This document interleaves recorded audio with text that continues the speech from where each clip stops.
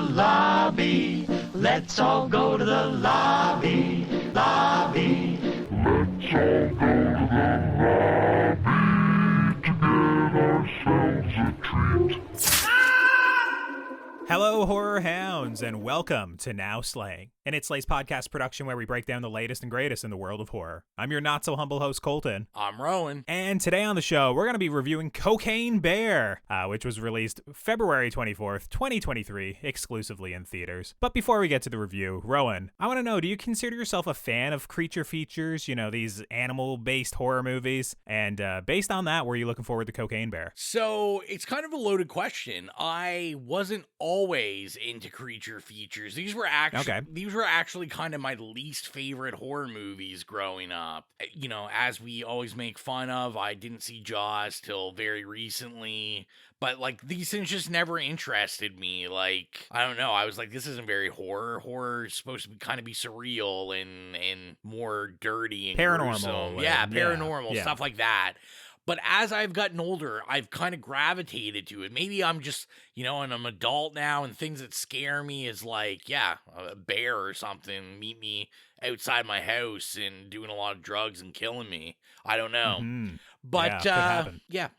that's where I'm going to leave it. What about you? Were you excited? I don't think you answered the I didn't question. answer Were you it. looking forward to Cocaine Bear? Listen. You answered that you weren't really a fan of creature features. Behind the curtains, we just recorded a full episode of You're not supposed to tell them that. Come on. Jeez. So my brain scrambled. Was I looking forward to Cocaine Bear? Of course I was. A bear doing cocaine piques my interest. I'm morbidly curious about it. That's what I will say so far.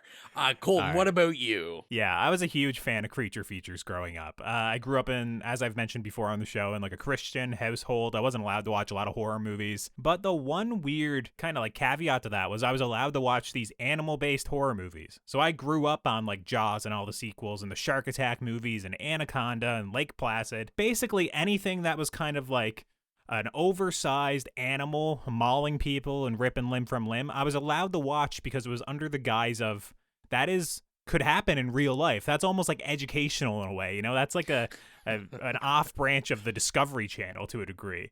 So yeah, I loved these sorts of movies growing up. In more recent years, I enjoyed Crawl a couple years back. I've never seen that. It's decent. It's worth a watch. And so whenever a movie like that's coming out, I am, cautiously optimistic towards it. Also Backcountry a couple years ago, since we're going to be discussing, a killer bear movie, that Backcountry movie about, once again, a black bear kind of stalking these campers is also very effective. So yeah, in terms of Cocaine Bear, I was looking forward to it a little bit, but kind of under the guise of like a B movie, like, okay, hopefully this bear does a bunch of cocaine, kills, 50 people and dies at the end of the movie type of thing. That's kind of what I wanted to see. Mm-hmm. A lot of the reviews for it were like overly positive that maybe in hindsight was not a great choice because I went in with a slightly higher expectations than I expected because critics were liking it as well as general audiences. But yeah, I'd say cautiously optimistic for Cocaine Bear. A couple of my friends went with me, which, as I mentioned on the main show, I couldn't get a lot of people to go to Ant-Man or, any big blockbusters anymore, but people were coming out in droves for Cocaine Bear. So I guess before we get too far into the review or start things off, let's just kick it over to the trailer. Did you feed it cocaine? I think that's a yes. A bear did cocaine. Bears can't climb trees. Of course they can. Ah! Oh man, What's wrong with that bear? Drugs, especially cocaine, are very, very bad. Cocaine Bear. We have such good luck in nature. Only in theaters. Rated R. What you just heard is from Cocaine Bear, directed by Elizabeth Banks and written by Jimmy Warden, and the story is as follows. An oddball group of cops, criminals, tourists, and teens converge on a Georgia forest where a huge black bear goes on a murderous rampage after unintentionally ingesting cocaine. Now, here on Now Slaying, we like to keep things relatively spoiler-free up front before moving into the more in-depth spoiler-filled discussion.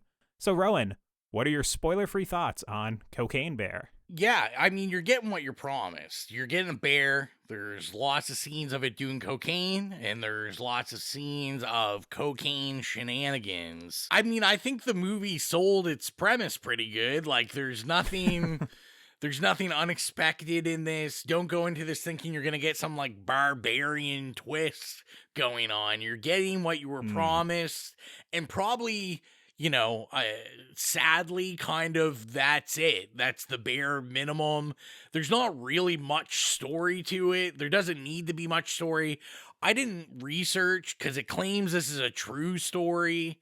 Are based on a true story. I know the details behind that, but go ahead. Okay, yeah, I know nothing of it, so I don't know, like, did this bear do a lot of cocaine and wreak havoc and murder people? Or is it simply like, I kind of kept thinking watching it, like, I could see, like, the guy, throwing cocaine out of a plane to set this movie up. And maybe the bear killed 1 or 2 people or something. I wasn't sure if it was a murderous rampage like this movie kind of promises you. Yeah, from what I remember, I mean, this was a few years ago when this story came out. I think it was a bear accidentally ingested cocaine.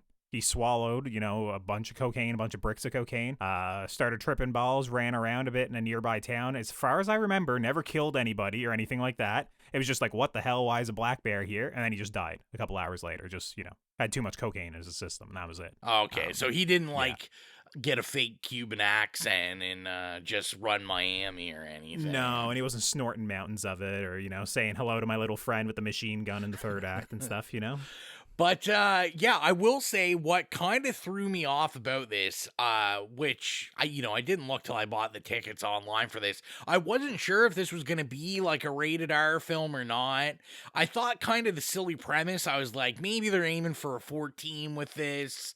It's going to be aimed at teens. This is like a rated R film. It was 18 for sure. in my theater. Yeah. So I was I shouldn't say thrown off, but I was surprised at how gory it is from the get-go, because I don't think I was expecting it to be that gory. We're so used now to any film really having kind of minimal gore to it and just kind of aiming for that wider audience. So that did really kind of pique my interest, let's say, because I am a gore hound, so I do enjoy that kind of thing. But, and I'm sure you're going to talk about it a bit, but to me, if you're going in, if you're like, oh, hey, there's this actor I like or whatever, I don't know how you're going to enjoy them in this movie. It kind of seems like everyone just showed up for a paycheck. 100%. Yeah. Just phoning it in. Like, I'm thinking like O'Shea Jackson, like he was rough, and he's really not that bad of an actor. I mean, we've seen kind of his acting chops, obviously, when he played his dad in Straight Outta Compton. And he was fantastic in that. He's done some like guest spots and, just accompanying appearances in films. Yeah. And it does have kind of some interesting, I kind of call them like cameo appearances that I think are meant for a mainstream audience, which I'll talk about in the spoiler section. All right. I don't even know who you're talking about, so I can't wait to hear it. Yeah, I think one of the big questions on this is going to be, how would Ray Liotta feel about this being his last film before he died? Which really, I mean, this was obviously a money grab for him, because he's really not in it for that long for kind of having like one of the top billings in this. But in terms of recommending this is a hard one, because I would say probably not, but I almost want to, just because you kind of, if there's a movie about a bear doing cocaine, you kind of just gotta go see it. And just, I always support silly movies that have silly premises that you're like, how the fuck did this make it into a theater? I think the best way to describe this is, when I came out of it, I thought this seemed more like a 3-minute Funny or Die movie trailer. More, and I think it would have worked better as that than a full-length feature film. But that's what I'll save the rest for the spoiler section. What about you, Colton? What do you think?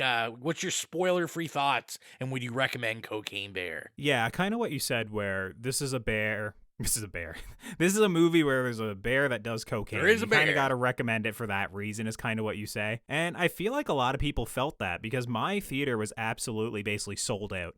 So much so that Cineplex staff were there standing by and kicking out like kids when they were sneaking into the movie and stuff, which may be a little bit sad. I mean, let them see Cocaine Bear, who cares? But they did kick out probably about a dozen kids in the first 20 minutes of the movie, just that they didn't believe were supposed to be there. So that was kind of wild. Also, it's in a way, it's hard for me to completely judge this movie because it was one of the worst theater experiences I've ever had in my life. Oh, no. It was very, very bad. There was a guy who was sitting one row back and probably 6 seats to the right who was just absolutely blasted out of his mind. Like, him and his girlfriend, they were on something. I'm not a drugs guy. I don't know what they were on. Maybe cocaine. They were on they were on cloud nine. I don't think it was cocaine. It lasted the whole movie. They left about 20 minutes into the movie after somebody complained about them. And they were gone for about 5-10 minutes, and they came back again, and they were even louder and more like whacked. And I shit you not, I got some of his quotes. Every single time Ray Liotta appeared on screen, is that Ray Liotta? I thought Ray Liotta was dead. I'm pretty sure that's Ray Liotta. Every single time. And I shit you not, it happened 3 or 4 times throughout the movie. And then finally, he just Googled it mid-movie, and he went, he is dead. I knew he looked a little CGI. You know, and then he started like criticizing the CGI of Ray Liotta mid-movie. I am not shitting. This guy was talking nonstop. A couple of his other choice quotes. Man, this bear's on the tear.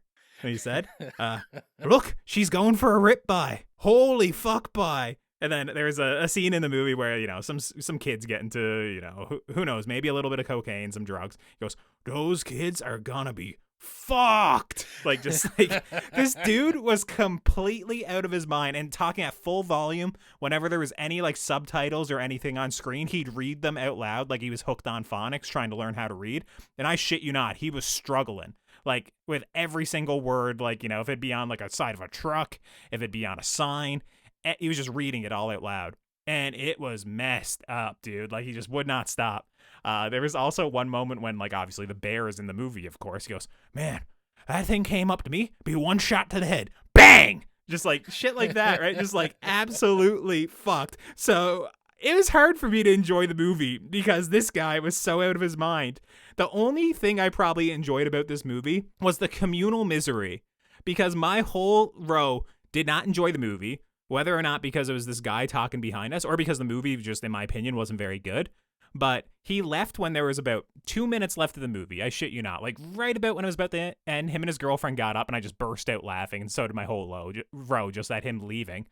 And then before the credits roll, it says, in loving memory of Ray Liotta, obviously, because Ray Liotta is dead. And I just said out loud, and I was like, he would have known. He would have known the answer, you know, if he just stuck around. And like, my whole row was just dying laughing and talking and making fun of this one guy. The only thing that would have made it better is after in loving memory of Ray Liotta, they should have followed it up with, and special thanks to CGI Ray Liotta. Oh man, that would have been priceless. But yeah, dude, I mean, I went on this long diatribe about this shitty guy in the theater, and I just have to be honest. I did not enjoy very much of this movie. I thought the score was awful. The industrial guitar chugging did not work for me. It did not make things exciting. The acting by everybody is just deplorable. I like O'Shea Jackson Jr. I like Ray Liotta. Kerry Russell's been taking some dog shit projects these last couple of years, so I don't know. Maybe I'm a little bit out on her. But Alden Ehrenreich, I even like from Fair Play that I saw a couple of months ago or a month ago in Sundance, and I thought he was fine in Solo or in Hail Caesar. Not a good Han Solo, but a fine performance as just a smuggler or some shit. So I was just really let down by this. I think the writing is really, really bad, and I know it's bad form for a writer to critique another writer, but a lot of the jokes in this read to me as very much like a first draft or like an ad-libbed line. It wasn't clever, and honestly, this is bad to say, but I don't know if there was enough Cocaine Bear in the movie for me. The one positive is there is some gore, some very gory scenes, actually. Yeah. That was pretty surprising and pretty entertaining. But honestly, that occupies maybe 10 minutes of this 90-minute movie in terms of the truly gory, like, Cocaine Bear, not mayhem. Like, obviously, you know, there is... It's sprinkled throughout the movie, but, like, in terms of, like, big sequences, there's maybe one that I can remember that's kind of stands out in my mind.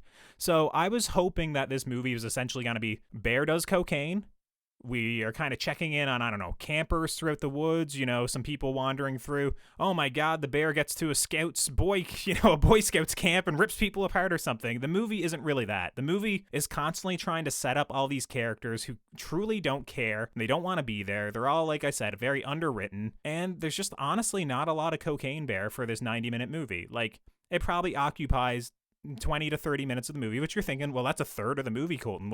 How much more Cocaine Bear could you want? Well, they should have took a little bit of direction from a lot of these B animal movies. They should have looked at something like Sharknado or something in terms of like people were expecting a certain level of Cocaine Bear, and I never got it, and I was drove crazy by my audience. So yeah, I'm not going to recommend it. It doesn't matter because very clearly this movie is doing incredibly well. Like I said, my audience was completely packed. I think you said yours was as well. But yeah, for me, I wouldn't recommend it. I did not enjoy it.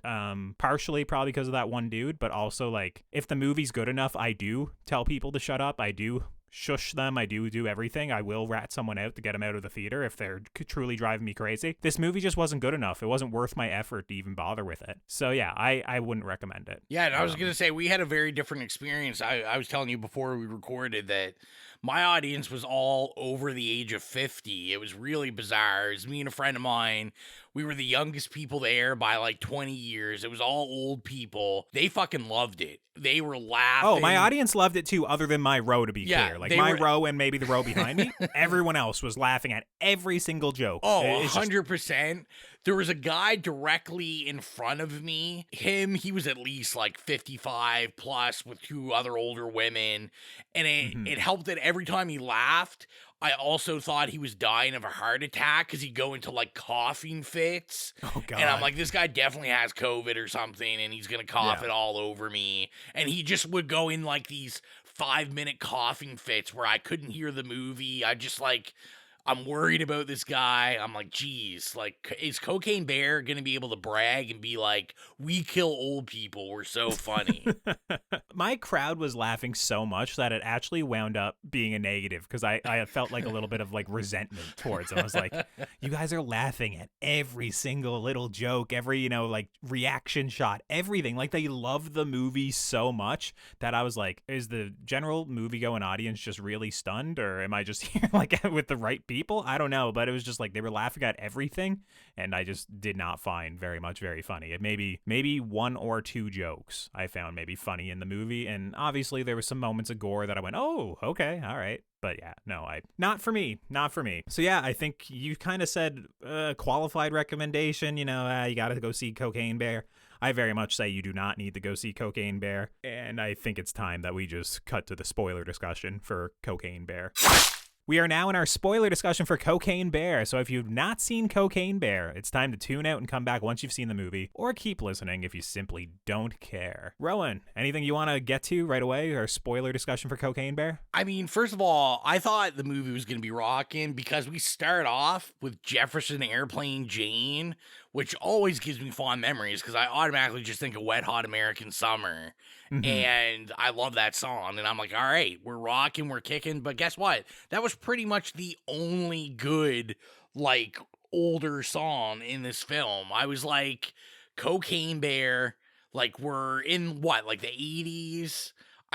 This is the time where hit me with all the licensed music that is good that you possibly can. And I felt, for me, I was like, they didn't really hit me with any bangers other than that one. I was highly disappointed. Yeah, and the movie to me also didn't really feel like it was set in the 80s either. Like, they very much just go out to the forest. Then, I mean, when you're in the forest, it could be any time, right? Other than the kids aren't on their cell phones and whatnot. But, like, obviously people still do loads of cocaine nowadays. I understand that there's an element to it. Like, it was a time, in the 80s and 90s, but I mean, still going around everywhere.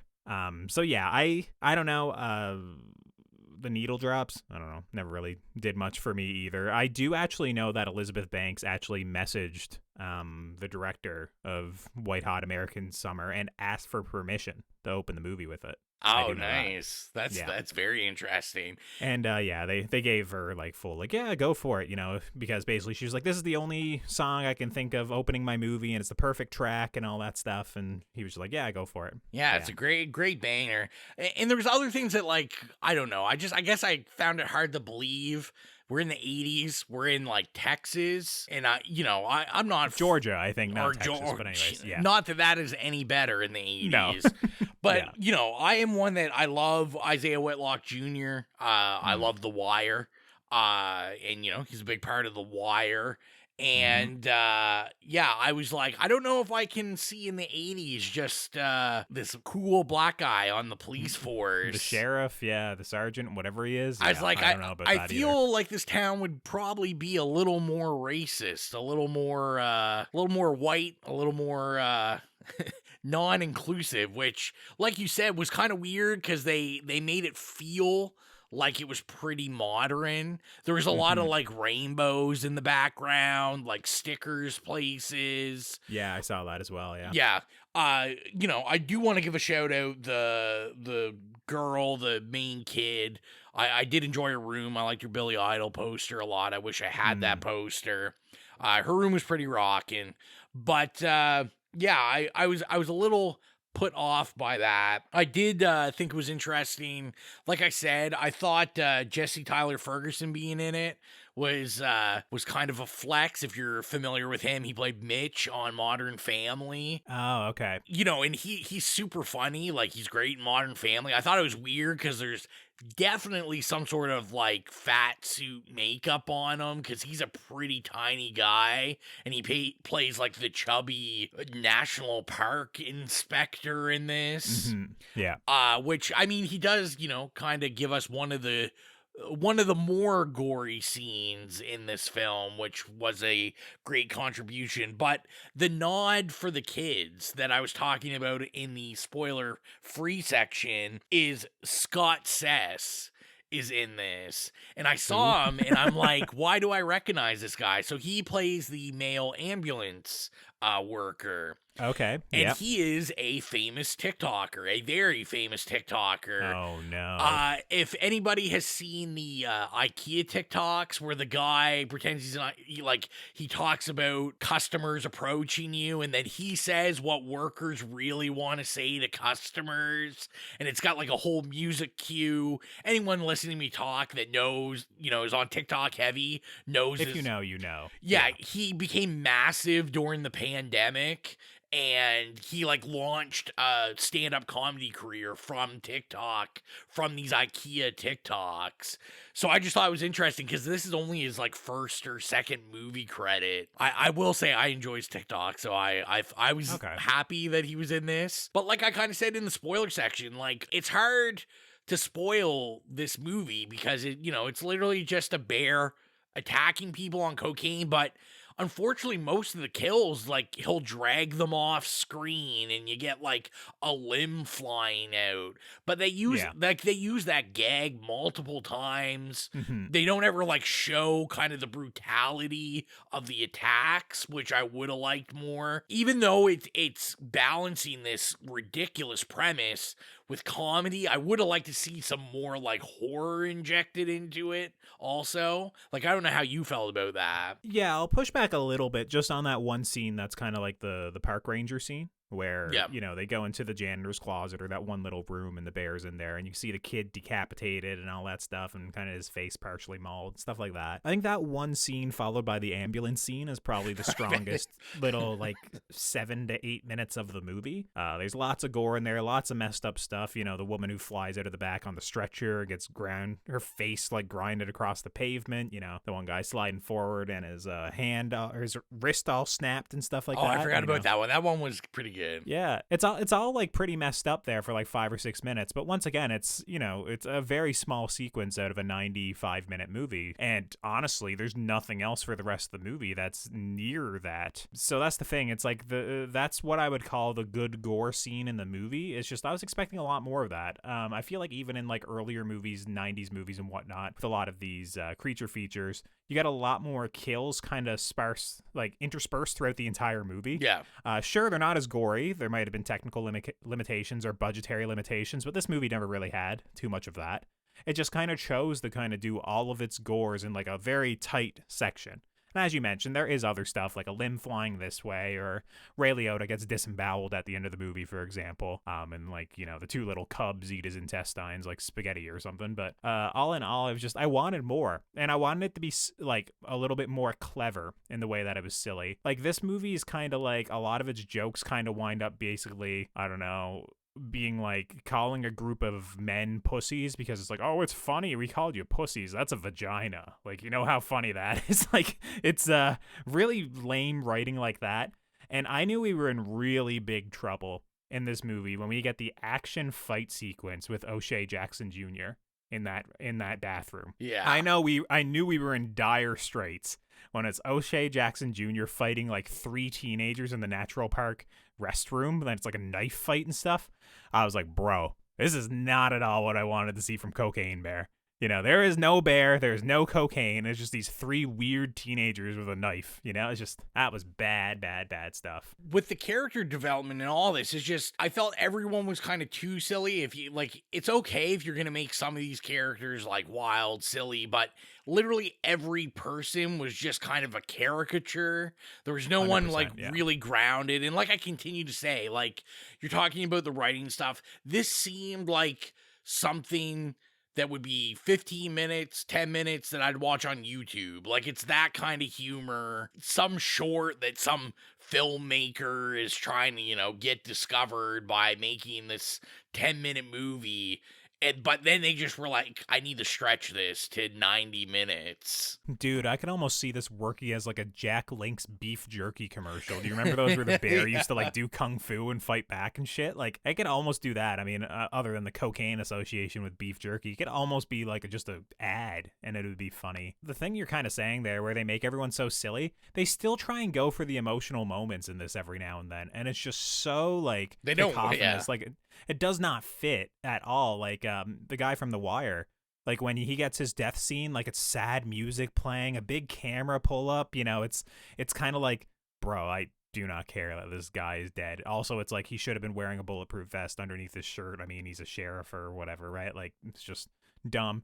And then near the end of the movie, they tried to do like the empowering woman, like, look how strong their mom is moment when she gets like the gun and stuff. And it's just like, the movie doesn't earn any of this. None of it is clever enough. None of it is smart enough to do this. And honestly, a lot of the jokes for me just didn't make any sense at all. And they're like, Colton, it's Cocaine Bear. Just laugh along. Just, you know, basically, this is stupid. Just laugh at every joke. But the thing is like, there was just shit that didn't make sense, like, at all logically either. Like, the Cocaine Bear at one point just settles down on top of Alden Ehrenreich and just like literally like hangs out, you know, I don't know, like just literally completely on top of him. And okay, obviously you go like, well, he'd be 100% dead, you know, if a bear laid down on top of him. First of all, this bear is very big, very heavy. He wouldn't be able to breathe. That'd be it. But when they kind of ask him at one point, they're like, well, how do you know the bear's a female or the bear's a woman? He's like, because her vagina's on my ear. And it's just like, is the bear's vagina up next to like its throat or something? Like, your head is literally near its throat. Like, I literally don't understand like this joke at all.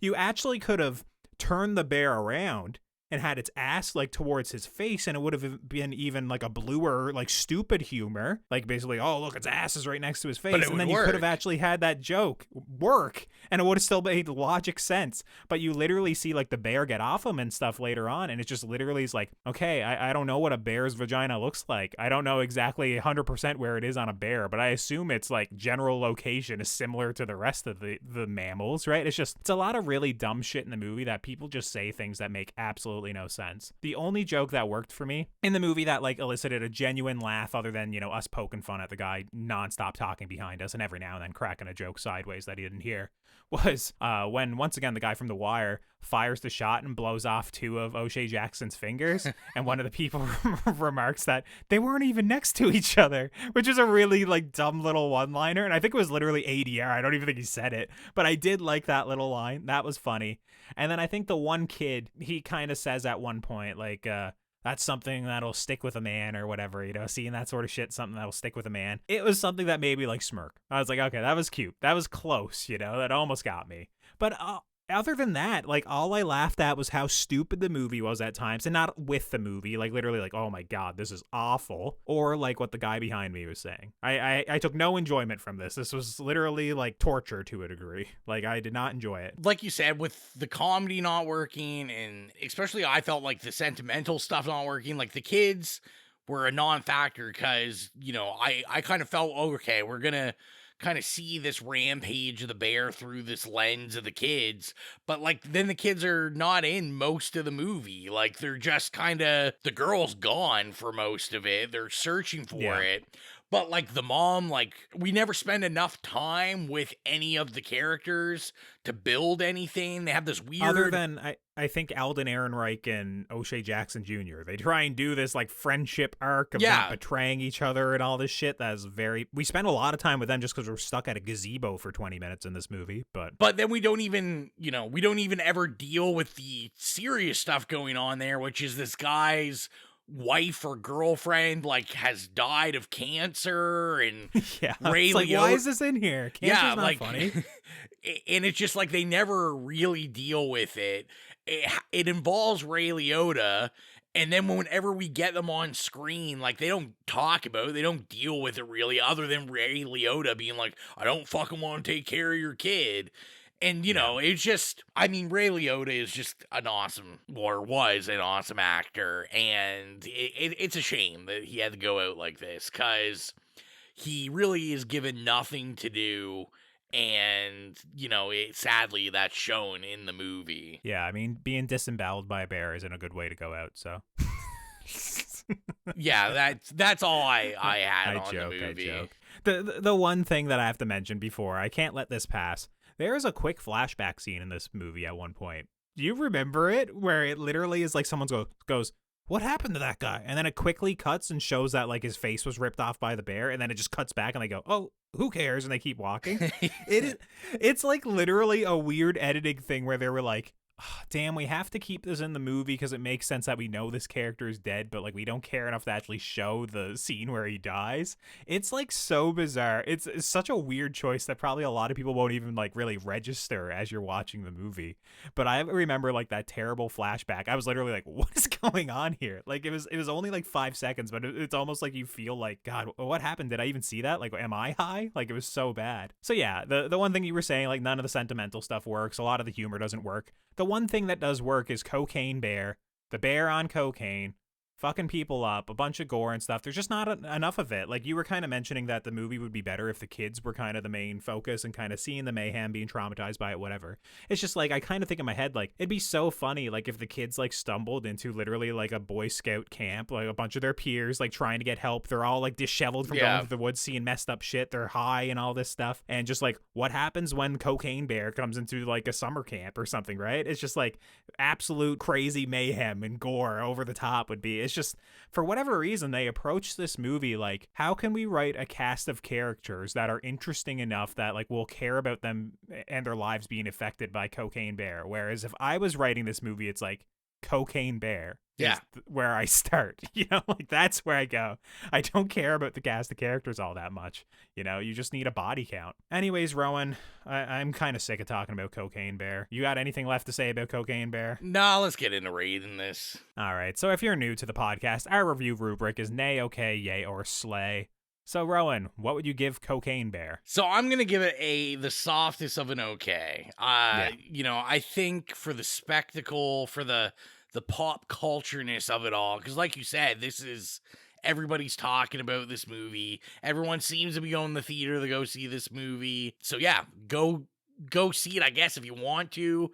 Me, I'd wait till it comes out on streaming or any of those things, because you don't need to see this in a theater. It's not some huge special effects spectacle going on.